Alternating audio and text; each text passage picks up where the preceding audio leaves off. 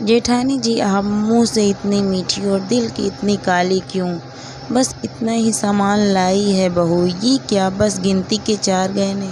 कम से कम कपड़े ही ढंग के दे देते। माफ़ करना भाभी, हमें तो कुछ भी अच्छा नहीं लगा। इतना सुंदर है हमारा राघव, ऊपर से सरकारी नौकरी भी, कोई अच्छा घर देखकर शादी करते। लगता है लड़की बिल्कुल गरीब घर की है। इस तरह की आवाज़ें कमरे में आ रही थी, जिसे सुन नई नवेली दुल्हन आन्या का चेहरा उतर गया। उसे ज़्यादा रहा था क्योंकि ससुराल पक्ष का कोई भी व्यक्ति कुछ भी नहीं बोल रहा था। तभी कमरे में आन्या की जेठानी मंजू दाखिल हुई। आन्या का उतरा हुआ चेहरा बता रहा था कि वो बहुत आहत हुई है। मंजू उसके पास बैठी और उसके कंधे पर हाथ रख बोली, आन्या, जब मेरी शादी हुई थी तो मेरे घर वाले ने बहुत कुछ दिया था, लेकिन इन लोगों को कोई चीज़ पसंद आए तब ना। ये लोग तो ऐसे ही बोलते रहेंगे।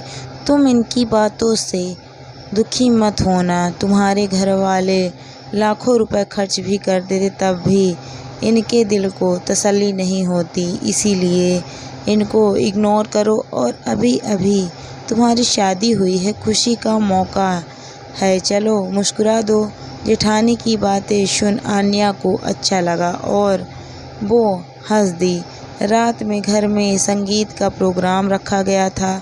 सासू माँ कमरे में आई और बोली, बेटा, रात में कोई अच्छे से साड़ी पहन लेना। इतना कहे वो चली गई। मंजू वही थी। उसने आन्या से पूछा, तुम्हें साड़ी पहननी आती है क्या? नहीं दीदी, मुझे तो नहीं आती। अरे कोई बात नहीं, मैं मदद कर दूंगी।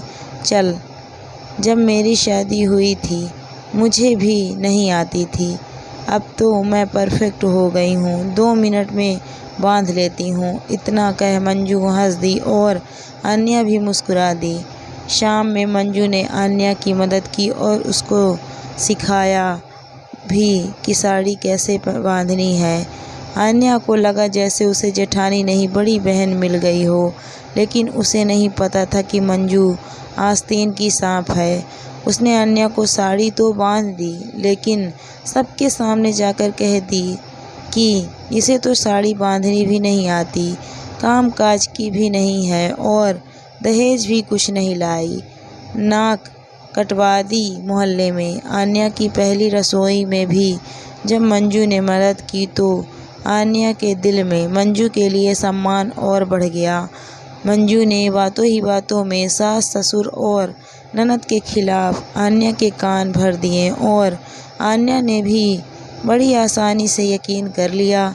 घर में उसके मायके वालों के लिए हुई छोटी सी छोटी बात आन्या को बता दी और ये भी बता दिया कि राघव यानी कि आन्या के पति की पहले भी कहीं सगाई हो गई थी, लेकिन लड़की वालों को इनकी दकियानूसी सोच का पता लग गया तो उन्होंने रिश्ता तोड़ दिया।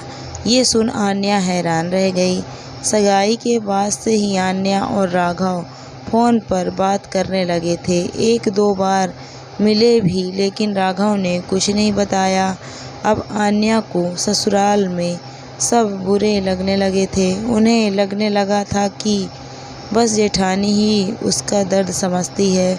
उधर मंजू आन्या से मीठी मीठी बातें करती और साथ ही साथ सबकी बुराई करती और आन्या हाँ में हाँ मिलाती और वो भी अपने दिल की 1-2 बातें कह देती, जिन पर मिर्च मसाला लगा मंजू सबको बता देती।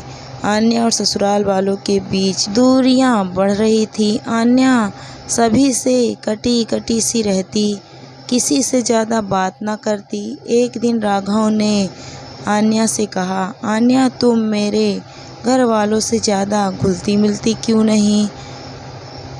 बस अपने काम से काम रखती हो। कभी माँ बाबूजी के पास भी बैठो, उनसे बातें करो।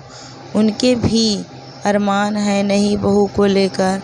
अब बात चली थी तो आन्या ने सोचा कि राघव से पूछ लिया जाए उनके पहले रिश्ते के बारे में। आन्या बोली, राघव, मैंने सुना है कि आपका पहले भी कहीं रिश्ता हुआ था, लेकिन वो टूट गया। आपने मुझे बताया क्यों नहीं? इतना सुन राघव बहुत चक्का रह गया। उसे समझ नहीं आया कि क्या बोले, बस इतना ही बोल पाया कि तुम्हें किसने बताया? किसी ने भी बताया हो राघव, पर कुछ बात तो ज़रूर है, वो भी बता दूंगा, पर जो कोई भी तुम्हारे कान भर रहा है ना, उसी के कारण टूटा था रिश्ता। कौन भर रहा है मेरे कान? बड़ी भाभी। और कौन? राघव दीदी के बारे में कुछ मत बोलना।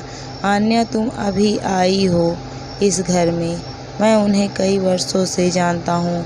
शादी के 2 महीने बाद ही अलग घर में रहने की फरमाइश कर दी थी उन्होंने, इसीलिए तो इसी शहर में होकर भी किराए के घर में रहती हैं।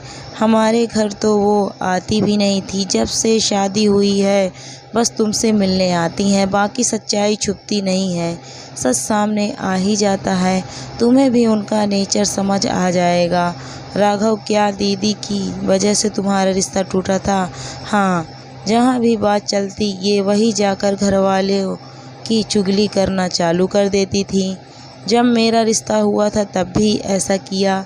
लड़की वालों ने भाभी की बातों में आकर रिश्ता तोड़ दिया। इसीलिए जब तुमसे रिश्ता हुआ तो हमने इनको बताया ही नहीं। राघव की बातें सुन अब आन्या को समझ नहीं आ रहा था कि क्या करे। रविवार के दिन घर में कीर्तन था। आन्या की ननद और शहीद आए हुए थे। सत्संग खत्म हुआ तो आन्या ने चाय बनाई और कमरे में दाखिल होने लगी। मोबाइल में रिकॉर्डिंग प्ले होने की आवाज़ सुनी तो रुक गई। ये आवाज़ उसी की थी।